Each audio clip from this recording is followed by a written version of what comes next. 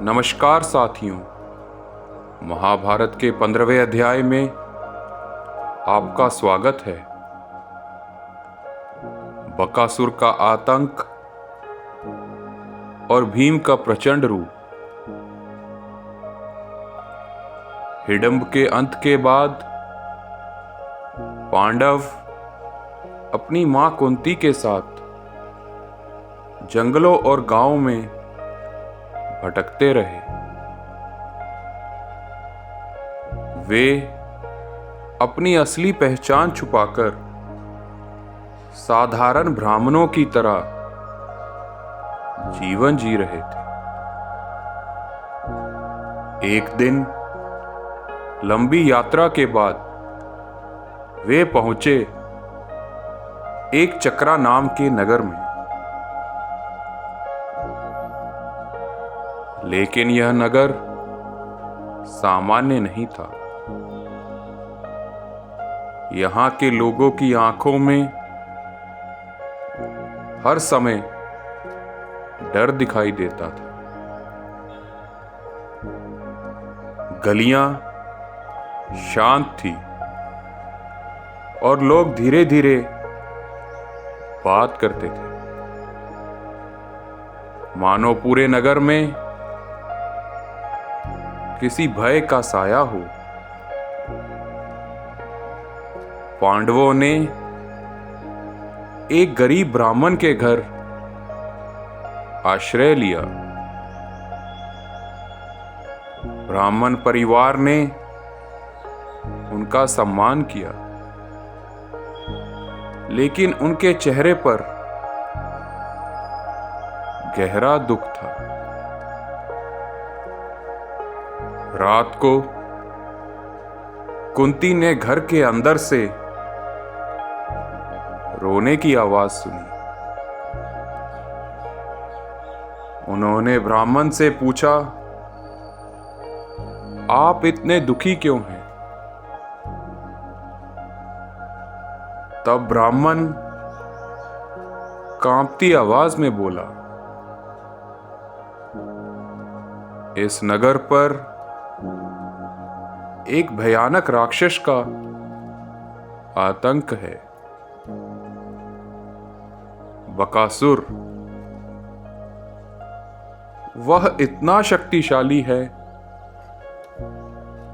कि पूरा नगर उससे डरता है। हर सप्ताह नगर के एक परिवार को उसके लिए भोजन से भरी बैलगाड़ी भेजनी पड़ती है। लेकिन वह केवल भोजन नहीं खाता, वह उस व्यक्ति को भी मार देता है। और इस बार हमारे परिवार की बारी है। पूरा परिवार रो रहा था। ब्राह्मण अपनी पत्नी को बचाना चाहता था। पत्नी अपने पति को बचाना चाहती थी। उनकी बेटी कह रही थी, मैं जाऊंगी। और छोटा पुत्र डर के कारण कांप रहा था। यह सब देखकर कुंती का हृदय पिघल गया। उन्होंने शांत स्वर में कहा, आपके परिवार से कोई नहीं जाएगा। मेरे पुत्रों में से एक जाएगा। यह सुनकर युधिष्ठिर चिंतित हो गए। लेकिन कुंती जानती थी कि भीम ही उस राक्षस का अंत कर सकते हैं। भीम मुस्कुराए और बोले, अब समय आ गया है कि इस नगर को भय से मुक्त किया जाए। अगली सुबह भीम भोजन से भरी बैलगाड़ी लेकर निकल पड़े, लेकिन वह बिल्कुल भी डरे हुए नहीं थे।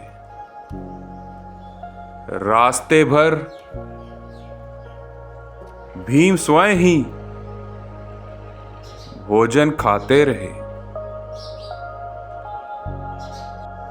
जब तक वह बकासुर की गुफा तक पहुंचे।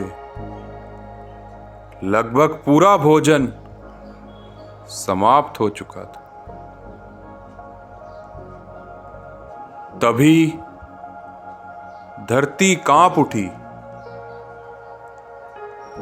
और गुफा से बाहर निकला विशालकाय बकासुर। उसकी आंखों में भयानक क्रोध था।